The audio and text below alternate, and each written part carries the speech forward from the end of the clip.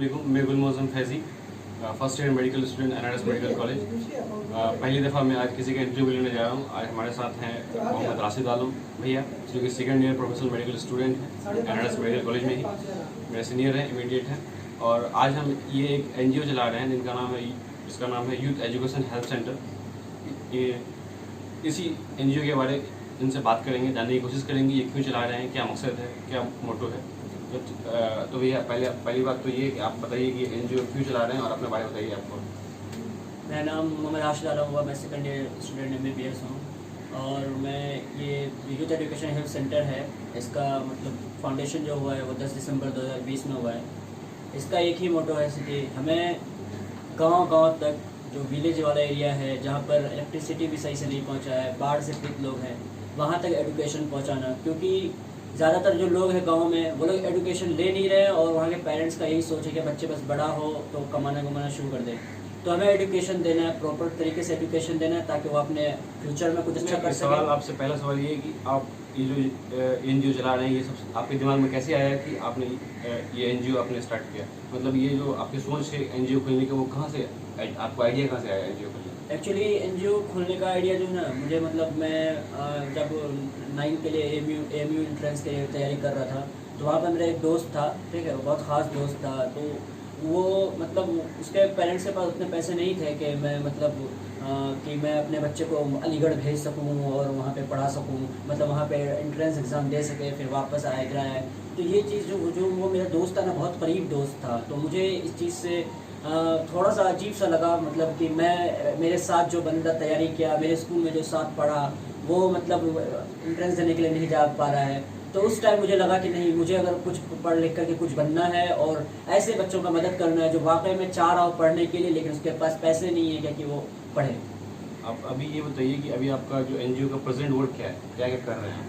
अभी present work हमारा ये है कि इस साल जो है जो अल्हम्दुलिल्लाह हम लोग स्टार्टिंग तो 40 स्टूडेंट से किए थे, पहले 40 स्टूडेंट को एडमिशन दिलाए थे। उसके बाद अगले नेक्स्ट ईयर जो है फिर इसको 10 बच्चे का एडमिशन करवाया और उसका फीस पे किए। उसके बाद इस साल जो अल्हम्दुलिल्लाह अभी तक हम लोग 14 बच्चा का, हम लोग का टारगेट था कि 12 बच्चे को ही एडमिशन लेना है, लेकिन अल्हम्दुलिल्लाह इस बार 14 बच्चे का एडमिशन हुआ है, जिसकी फ़ीस हम लोग जमा करते हैं। हमारे जो मेंबर्स हैं वो डोनेट करते हैं और उस डोनेट से फीस ये बताइए कि ऐसे कि आपका ये एनजीओ है, इसमें आप लोगों को कैसे जोड़ते हैं? ऐसे आप इसमें जो भी डोनर है या फिर जो उसका बेनिफिट लेने वाला है, बेनिफिशियरी है, उसको आप कैसे जोड़ते हैं? हमारा जो मतलब मैक्सिमम जो पहले तो जो दोस्त अहबाब है, मैं उनसे मतलब पर्सनली बात करता हूँ कि ये एनजीओ है, ऐसा शुरू हुआ है, अगर आप लोग हमारा साथ देंगे तो ये एनजीओ बहुत अच्छा काम, इस एनजीओ का बहुत अच्छा मतलब आगे बढ़ाया जा सकता है। तो जो भी हमारे दोस्त हैं उन सबसे मैंने पहले कांटेक्ट किया, फिर वो लोग अपनी मेहनत किया, अपना कॉलेज में लोगों को जोड़ना शुरू किया। अल्हम्दुलिल्लाह इस बार जो है हम लोग लगभग अभी लास्ट 1 महीने में 100+ मेंबर्स हमारे बढ़े हैं। एक छोटी सी बात मैं ये कहना चाहूँगा कि अभी आप क्योंकि आप सेकेंड ईयर मेडिकल स्टूडेंट हैं, आप नॉन अर्निंग मेंबर हैं, तो आप इसमें मैक्स से मैक्स कितना डोनेट कर सकते हैं, अपना पॉकेट मनी से डोनेट कर सकते हैं। तो मैं कहूँगा कि आप जो है इसमें जो डॉक्टर्स हैं, जो ऑलरेडी डॉक्टर बन चुके हैं, जो इंजीनियर्स हैं, टेक्नोक्रेट्स हैं, या फिर कोई बहुत बड़ा टीचर है या ऑफिस बेरर्स है, उनको ऐड करने की कोशिश कीजिए।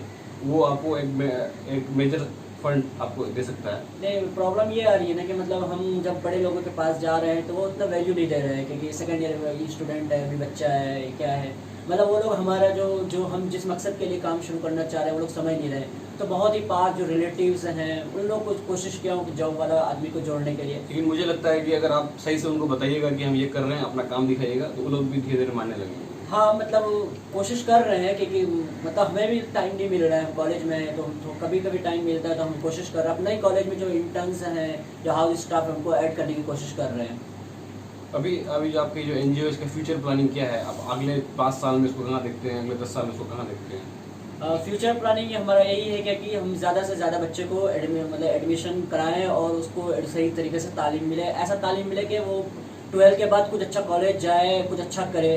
4 या 5 साल के बाद इंशाल्लाह जब हम लोग हमारा इंटर्न्स होगा, हम मोस्टली जो मेडिकल स्टूडेंट्स हैं और इंजीनियरिंग है, तो 3-4 साल बाद ये लोग जॉब प्रोफेशनल में आ जाएंगे, प्रोफेशंस में आ जाएंगे, तो उनका अच्छा अर्निंग होगा। तो वो लोग अगर डोनेशन अच्छा बढ़ाएंगे तो इंशाल्लाह हम लोग जो है एक स्कूल को मतलब स्कूल के फॉर्म में लाएंगे और उसमें मतलब फ्री एजुकेशन देंगे, या फिर जो अच्छे घराने के हुए हैं वो पैसे दें, लेकिन जो गरीब लोग हैं वो उनसे पैसे नहीं लेकर के हम उनको फ्री में तालीम देंगे। मैं आपको बता दूं कि मैं भी NRS मेडिकल कॉलेज में फर्स्ट ईयर स्टूडेंट हूँ। भैया हमसे एक इमीडिएट है। जब मेरा एडमिशन यहाँ हुआ तो भैया से रब्ता हुआ, बात हुई, तो इन्होंने बताया कि मैं एक NGO चला रहा हूँ, तो मैं इनसे बहुत मुतासिर हुआ और मैं भी अभी इस NGO से जुड़ा हुआ हूँ। और मैं आपसे सभी से दरख्वास्त करता हूँ कि आप इस NGO से जुड़े। एक सवाल जो जब भी मैं लोगों से मिलता हूँ तो एक सवाल ज़रूर लोग हमसे पूछते हैं, ये NGO क्या माइनॉरिटी के लिए है कि ओपन टू ऑल है?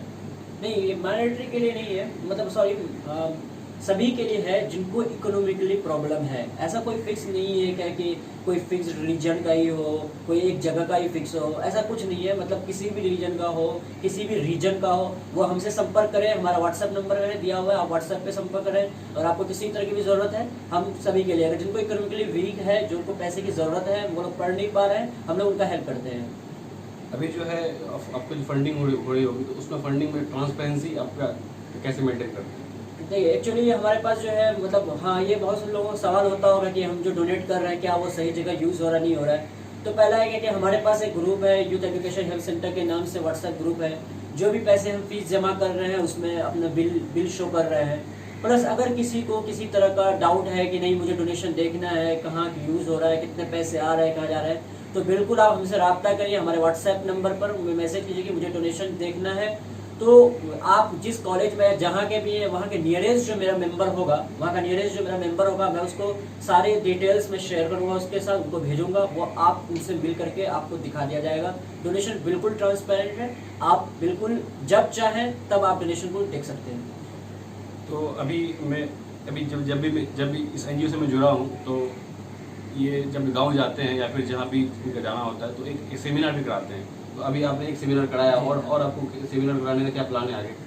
हाँ, मैं मतलब अभी अगला शायद इंशाल्लाह कि कुछ दिन 1-2 महीने में अगर टाइम मिला तो किशनगंज की तरफ एक सेमिनार रखने का कोशिश कर रहा हूँ कि मतलब वहाँ जो गांव के लोग हैं उनको मतलब सेमिनार रखने का बस यही मतलब है कि वहाँ पहले पेरेंट्स को तैयार करें कि आप अपने बच्चे को पढ़ाइए। और हम अगर पेरेंट्स ही तैयार नहीं है तो हम कितनी भी मेहनत करेंगे उसको घर से घर से उनको वो चीज़ मिलेगा ही नहीं। बस स्कूल आ रहा है या फिर स्कूल नागा कर रहा है, स्कूल एब्सेंट कर रहा है, पेरेंट्स इधर उधर काम में लगा दे रहे हैं। तो पहला हमारा ये है कि मेंटेलिटी पेरेंट्स का चेंज करना कि नहीं मुझे बच्चे को पढ़ाना है हाल में। आप कुछ दिन पहले जब आप एक ग्राउंड वर्क किए थे, उसमें से आप जो देखे कि बहुत सारे ऐसे गार्जियन हैं जो अपने बच्चों को पढ़ा सकते हैं लेकिन नहीं पढ़ाते हैं। जी बिल्कुल।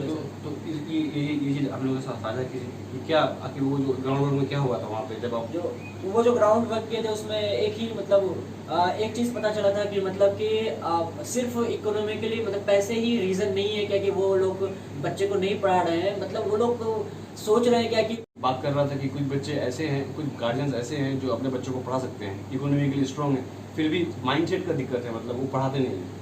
उनके पास इनफ पैसा है कि वो अपने बच्चों को अच्छे स्कूल में दाखिला करा सकते हैं, पढ़ा सकते हैं, लेकिन नहीं पढ़ाते हैं। अभी आपने एक ग्राउंड वर्क भी किया था, तो हमें बताया कि उस ग्राउंड रिपोर्ट में आपने क्या रियलाइज़ किया?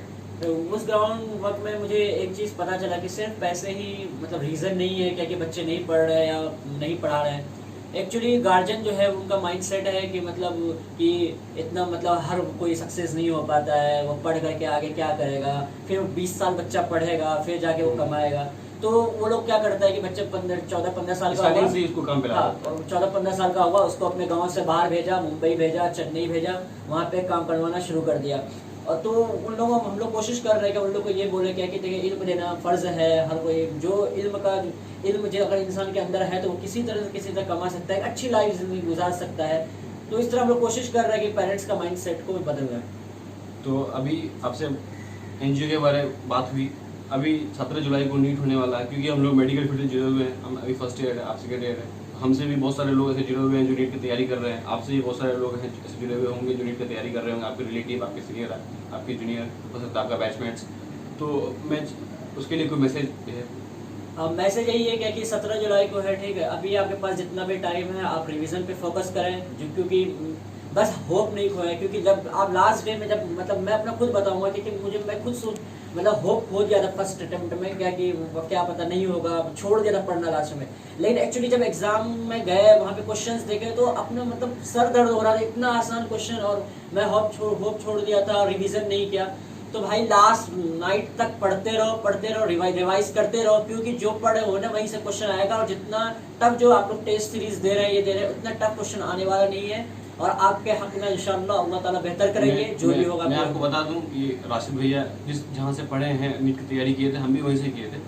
तो राशिद भैया जो है वो पूरे रहमानी के लिए लगभग जो है मोटिवेशन, क्यों मोटिवेशन है इसलिए बता रहा हूँ क्योंकि ये एक एवरेज स्टूडेंट थे जिन्होंने अच्छा स्कोर किया। तो क्योंकि मैक्सिमम स्टूडेंट जो होता है वो लगभग जो क्लास में होता है 60% स्टूडेंट एवरेज स्टूडेंट होता है। तो एवरेज स्टूडेंट भैया से अपने आप को रिलेट कर पाते हैं। इसलिए बहुत बच्चा, जब भी मैं जाता हूँ मिलता हूँ रहमानी बैचमेट से या फिर जहाँ भी कोचिंग किया था, तो बहुत बच्चे भैया के बारे में बोलते हैं, भैया निकाल सकते हैं तो हम भी निकाल सकते हैं। इसलिए मैं आपको एक चीज़ बताऊँ, मतलब जब मैं फर्स्ट अटेम्प्ट दिया था ना, तो उस टाइम में मैं अच्छे से पढ़ा नहीं था, तो मेरा 350 मार्क्स क्रॉस करना बहुत मुश्किल हो जा रहा था। लेकिन उसका फर्स्ट अटेम्प्ट के बाद मैं तैयारी की अच्छे से, तो अल्हम्दुलिल्लाह मैं 636 गेन किया। तो कोई भी कर सकता है नीट वगैरह एग्जाम, बस आप क्या रेगुलर पढ़ते रहिए, आपके अंदर एक हिम्मत होनी चाहिए तो हो जाएगा। भैया अगर आखिरी में आप कुछ कहना चाहें अपने एनजीओ के बारे में, इस इंटरव्यू को हम लोग अपने खात्मे पे तो एनजीओ के बारे में मैं यही कहूँगा कि हम लोग बहुत दिल से मेहनत से कर रहे हैं काम। कुछ लोग मतलब जो हमारे कुछ मेंबर्स हैं वो बहुत हिम्मत दे रहे हैं, लेकिन कहीं कहीं पर ऐसा भी मुश्किलात आ रही है कि लोग मतलब इग्नोर करते हैं इस एनजीओ को। मैं आपसे कहूँगा आप एनजीओ को इग्नोर ना कीजिए, आप ट्रांसपेरेंसी है, आप देख लीजिए, आप जितना डिटेल्स मांगते लीजिए डिटेल्स, कोई दिक्कत नहीं है। बस आप हमें थोड़ा करके ज़रूर डोनेट करें, ताकि हम अपने जो 14 बच्चा है मैं इसको 20 से ज़्यादा कर सकूं, एडमिशन करवा सकूं, उनको फीस दे सकूं। और हमारा जो सिलेक्शन प्रोसीजर है वो अपना ऑब्जर्वेशन से, जो हमारा मेंबर्स वो ऑब्जर्व करते हैं कि ये बच्चा जो है वाकई में पैसे की कमी है या फिर पढ़ नहीं पा रहा है, उन लोगों को एडमिशन दिलवा रहे हैं। आप जो इस यहाँ पे जो पैसे देंगे बिल्कुल इसका 100% यूटिलाइज होगा, अल्लाह ताला इसका आपका ज़रूर अजर देंगे, और हमारा सोसाइटी में एक अच्छा मकाम बनेगा इंशाल्लाह, अगर आप लोग साथ देंगे तो। क्योंकि भैया फर्स्ट ईयर पास कर चुके हैं, अभी जो बच्चे हम लोग फर्स्ट ईयर में, उनके लिए कोई मैसेज देना चाहें अगर आप? फर्स्ट ईयर में एक्चुअली थोड़ा ज़्यादा मस्ती वगैरह हो जाता है, हम लोग भी किए थे। लेकिन आप तीनों सब्जेक्ट में पास किए हुए हैं, तो हम लोग को भी मैसेज दीजिए कि हम लोग कैसे पढ़े फर्स्ट ईयर। यही बोलेंगे कि पूरी बुक्स पढ़ना इतना आसान नहीं है, ठीक है। आप किसी जैसे मैरो है या फिर प्रीप्लेडर है या फिर और भी मतलब जो कोई मतलब ऐप है जिससे आप पढ़ रहे हैं, उसका वीडियोस को सारा कंप्लीट करिए। जो इम्पोर्टेंट टॉपिक है आप वो टॉपिक को बस बुक से पढ़िए, अच्छे से पढ़िए, और जो पढ़ रहे हैं उसको याद भी रखना है। ऐसा लास्ट टाइम में मेरे साथ भी यही हुआ था कि पढ़ा हुआ तो बहुत चीज़ था लेकिन कुछ याद नहीं था, तो बस पढ़ के समझना नहीं है, क्योंकि आपको लिखना तो वही है जो आपको डेटा याद है, तो आपको याद करना है।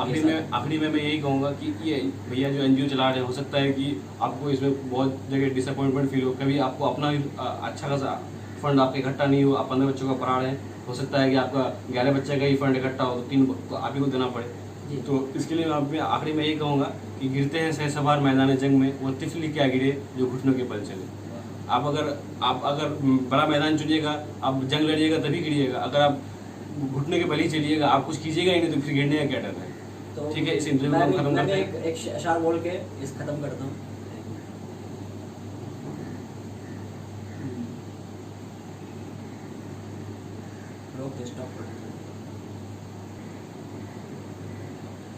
इस तरह हौसले आजमाया करो, मुश्किलें देखकर मुस्कुराया करो, 2 निवाले भले ही कम खाया करो, अपने बच्चों को लेकिन पढ़ाया करो। शुक्रिया। मैं इस इंटरव्यू को हम लोग खत्म करते हैं। ठीक, तो हम लोग अब खत्म करते हैं। इंटरव्यू देखने के लिए आपका बहुत बहुत शुक्रिया। इस चैनल को सब्सक्राइब करें, लोगों को बताएं इस एनजीओ के बारे, और ज़्यादा से ज़्यादा लोगों को इस वीडियो को शेयर करें। शुक्रिया।